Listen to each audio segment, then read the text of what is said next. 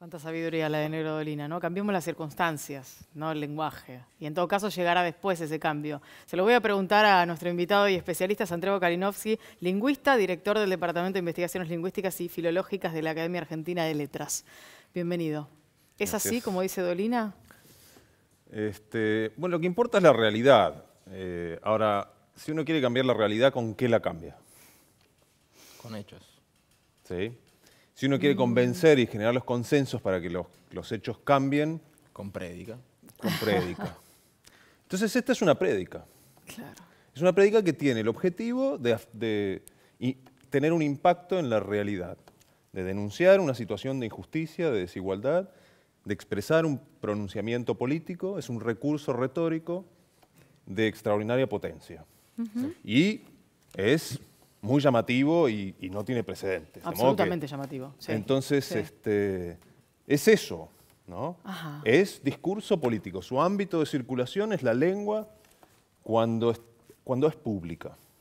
O sea, ¿usted cree que, o sea, pudiéndose expresar de forma inclusiva, o sea, sumando al otro, ¿no? Hablando del otro y otra, al hablar de otre o sea, llama muchísimo la atención. Lo encuadra más dentro de lo que es una suerte de marketing de la idea. O sea, Es la formulación estoy llamando tu atención y ahora sí me vas a prestar atención. Exacto, es la formulación discursiva que rodea una lucha política. Lo que no significa que después se transforme en el No. lenguaje que vamos a utilizar. No, porque digamos. esto no es un cambio Claro. lingüístico. Claro. Los cambios lingüísticos no se diseñan, no se hacen conscientemente.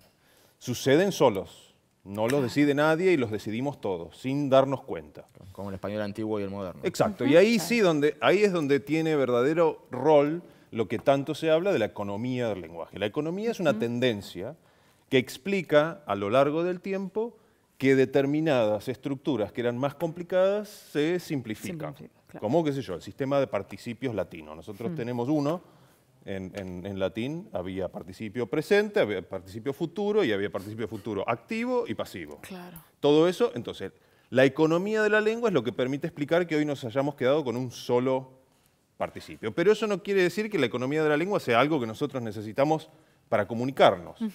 Muchas veces pasa que tomamos el camino más largo para comunicar un contenido porque buscamos un efecto en el auditorio. El efecto de toma de conciencia, por ejemplo, en este caso, acerca de la desigualdad que existe acá y en todo el mundo Sí. entre el hombre y la mujer. En esa cuestión de la desigualdad que existe y que está plasmada en el lenguaje por el uso que tenemos Sí. y porque culturalmente lo hemos aprendido de esa manera, ¿cuáles serían aquellas cuestiones que podrían empezar a cambiar de manera natural sin que sea esta suerte de marketing, como decía recién Nico, que es un poco más forzado y que uno lo siente como algo, no sé, sin pertenencia, por lo menos para todos? Todos los que intervienen en este debate presuponen que la lengua es fácil de cambiar. La lengua no es fácil de cambiar. Y no lo logra la Academia Argentina de Letras, ni la Real Academia Española, no lo van a lograr estos grupos, digamos, que están a la vanguardia de la lucha. Entonces, en ese sentido, no hay que temer eso, no se trata de un cambio lingüístico. Puede ser que en el futuro alguna cosa se codifique como gramática, pero va a ser un elemento, no va a ser algo sistemático ni comprensivo, porque la dimensión que tiene esto no tiene precedentes en ninguna lengua. Cambiar la manera en que se estructura el género implica incorporar morfemas nuevos, formantes, Claro. y todo el menú completo de pronombres, por ejemplo, que hay que inventar de nuevo.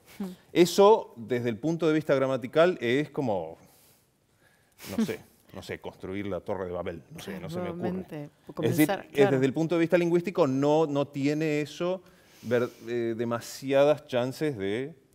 Pero como formulación discursiva me parece un hito que va a quedar en la historia. Eso me parece.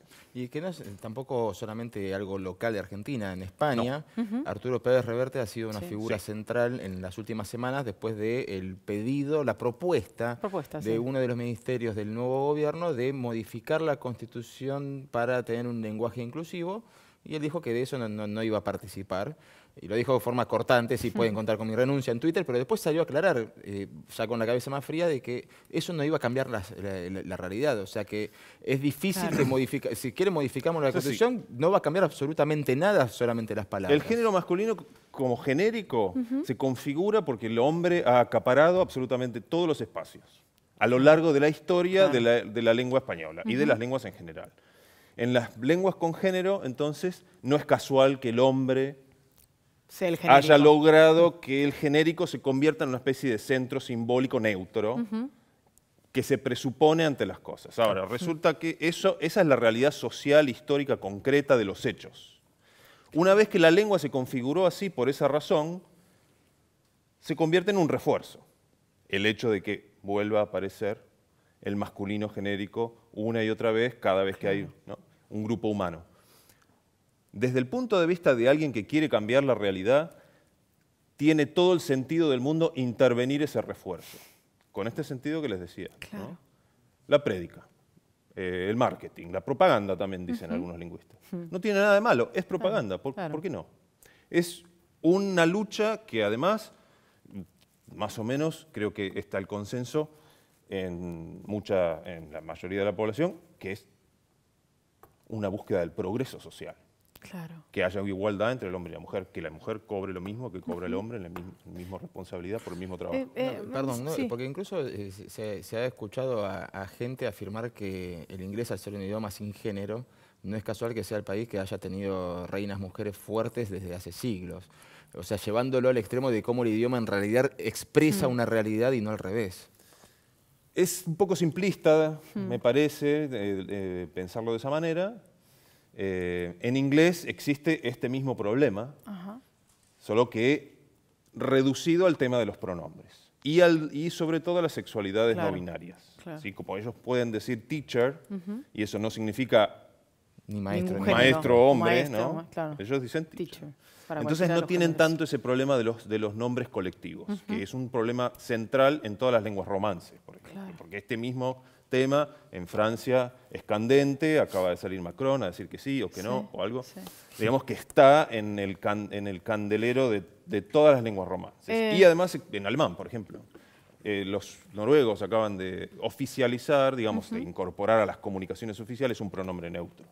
Tenemos que ir finalizando, es un tema apasionante, nos quedaríamos horas, pero por último quiero preguntarte brevemente, ¿cómo pensás que deberían los medios de comunicación pararse frente a esta circunstancia? ¿Cuál es el lugar que debieran ocupar los medios frente a esta situación que es parte de una realidad que estamos viviendo? Bueno, esto es un pronunciamiento político, de modo que en un país con democracia, con libertad, nadie puede coartarle a otra persona la libertad de pronunciarse políticamente ante una causa de esta relevancia, además.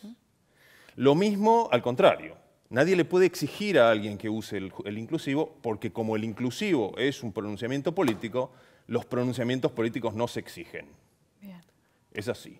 Bien. Entonces, todo el que quiera apropiarse de las posibilidades que brinda la lengua para lograr un efecto en el auditorio y a través de ese efecto intentar tener un impacto en la realidad y en los acontecimientos, tiene que tener la libertad de hacerlo. Y el que no lo usa, tal vez en un tiempo se convence, o no. y así se mueven las luchas políticas humanas. Claro. Sergio, muchísimas gracias y un placer haberte tenido aquí. Gracias.